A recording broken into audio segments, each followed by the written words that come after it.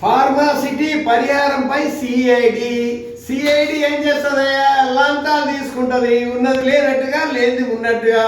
CID వాళ్ళు number 1 లంచగొండులు, SOT వాళ్ళు number 1 లంచగొండులు, ACB లంచగొండి, CBI లంచగొండి, బాబా police అంతా లంచగొండి. పెడితే పెళ్లి కొడతారు, లేకుంటే సాగు కొడతారు. వాళ్ళకి ఈజీగా అంటే ఏంటంటే మావోయిస్టులను చెప్పడమే చాలా ఈజీ, లేదా వాళ్ళ చేతిలో చనిపోవడమే ఈజీ. ఓ దద్దమ్మ బీజేపీ బీఆర్ఎస్ ప్రభుత్వం నా కొడుకులారా, మేధావులైన రాడికల్స్ను చంపారు. ఎంతో భవిష్యత్తులో పోలీసులను చంపారు. మీ అసమర్థ పాలన వల్ల పోలీసులు చనిపోయారు, మావోయిస్టులు చనిపోయారు, నక్సలైట్లు చనిపోయారు, అమాయకులు చనిపోయారు, యువతంతా చనిపోయింది. ముసల్లా కొడుకులు మిగిలారు. మీతోనేమవుతారా? నోట్ల పీసు.